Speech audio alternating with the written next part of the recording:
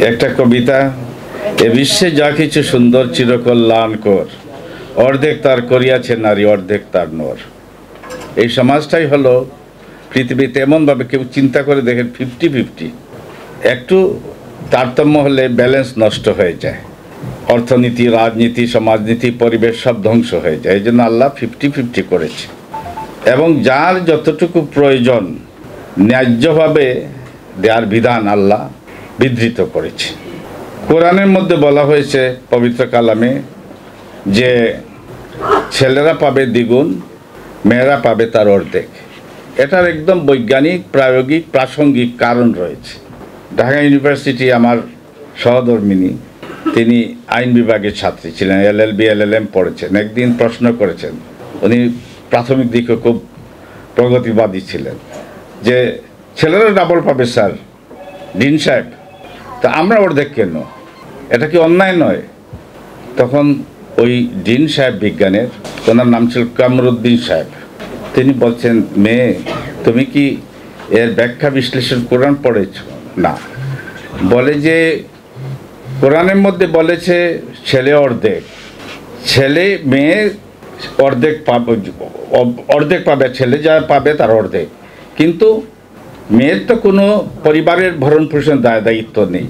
মেয়ে হাফ পেলেও তার ছেলের অংশ পাবে, শ্বশুরবাড়ির অংশ পাবে, মোহর পাবে, কিন্তু খরচ করার বাধ্যবাধকতা নয়। কিন্তু ছেলে ডাবল পেলেও সার্বিক খরচ পরিবারের বাধ্য ছেলের উপর।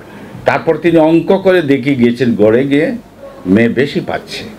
এখানে এই যে বিপত্তি কেন? আমরা মহিলাদেরকে কোরআনের নির্দেশ, আল্লাহর নির্দেশিত সম্মান দিই না। এটা আমাদের ত্রুটি, আমাদের সমাজের ত্রুটি, আমাদের রাষ্ট্র ব্যবস্থার ত্রুটি। সেটা ধর্মের ত্রুটি না, সেটা ধর্মের উপর চাপিয়ে দেওয়া হয়, বিশেষ করে ইসলাম ধর্মের উপর। এটা একটা অন্যায়। তো এই রিপোর্টখানা এনজিও প্রাধান্যভুক্ত যেসব যে অংশগ্রহণকারী যারা বানিয়েছেন, তাদের স্লোগান ছিল কিসের বর কিসের ঘর, ঘরে শুধু মারধর। অর্থাৎ পরিবারটা ভেঙে দাও। আর পরিবার যদি ভেঙে যায়, কোনো জাতির, সমাজের, রাষ্ট্রের ভিত্তি নড়বড়ে হয়ে যায়। তখন তাদের সেই আবার নিও কলোনিয়াল লুটপাট, লুণ্ঠনের দ্বার খুলে যায়। এজন্য আমাদের দেশগুলো ঠিক আছে কেন? এই যে Jio politically, Jio strategically, Jio economically significance বাংলাদেশের অবস্থান, তারপর মুসলিম ওয়ার্ল্ডের যে মিডল ইস্টে, সেন্ট্রাল এশিয়ায় রিসোর্স পটেনশিয়াল, তো এইগুলোকে কাবু করতে পারছে না। আফগানিস্তানে ব্রিটিশরা লুণ্ঠন করার চেষ্টা করেছে, পরাভূত হয়েছে। রাশিয়ানরা এসেছে, কমিউনিস্ট রাশিয়া বিতাড়িত হয়েছে। তারপরে আমেরিকানরা 20 বছর লুণ্ঠন করেছে, চেষ্টা করেছে, পরাভূত করতে পারেনি। কারণ ওই যে আমাদের ধর্মীয় বিদ্রোহী এক চেতনা, ঐক্য এবং যে সামাজিক বিধান, যখন পরিবার ভেঙে পড়ে তখন এই সমাজটাই ধ্বংস হয়ে যায়, রাষ্ট্র ধ্বংস হয়ে যায়, ফ্রেজাইল, দুর্বল হয়ে যায়। আর এই জন্য প্রথমেই ধর্মের প্রতি তার খড়গহস্ত, নানা ষড়যন্ত্র। তো আমাদের কোরআনে বলেছে যে বিধান, যে বন্টন, মিরাস, সম্পত্তি, ছেলেমেয়েরা কীরকম, নারী পুরুষে ভাগ হবে, বিবাহ প্রথা, তো এইগুলো না থাকে। এগুলো তো সোজাসুজি কোরআনের সাথে মানে যুদ্ধ ঘোষণা। কোরআন বলেছে, আল্লাহ বলেছে এইটা, আর আমরা সমান করে দিলাম।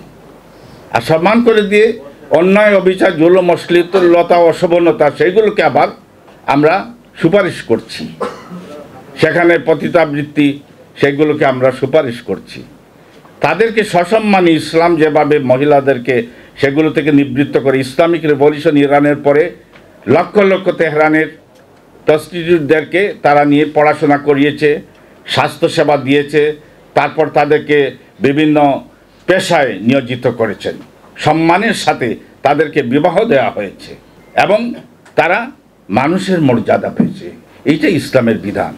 আর তাদেরকে যদি আরও পুনর্বাসিত করে বাড়িঘর দিয়ে এবং ওই বৃত্তিতে, ওই পেশায় যদি রেখে দেওয়ার জন্য সুপারিশ করা হয়, তাহলে তো এটা অশ্লীলতা, অশোভনতা এবং সমাজকে ধ্বংস করে দেওয়ার প্রয়াস।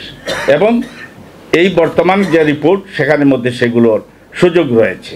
রিপোর্টখানা এনজিওদের দ্বারা তৈরি। সার্বিক বিশ্লেষণ পর্যালোচনার পর বোঝা যায় এ প্রতিবেদনটি জাতিকে এক চূড়ান্ত বিভাজনের দিকে যেন ঠেলে দেওয়ার এক উদ্যোগ। এ প্রতিবেদনটি জাতির আশা আকাঙ্ক্ষার প্রতিফলন ঘটায় না। বৃহত্তর জনগোষ্ঠী 90% মুসলমান, এমনকি হিন্দু, বৌদ্ধ, খ্রিস্টান, মহিলা, তাদের যে অধিকার, তাদের যে সম্মান, সেগুলো সেখানে নেই। সবার প্রতি একটা এখানে অবিচার করা হয়েছে।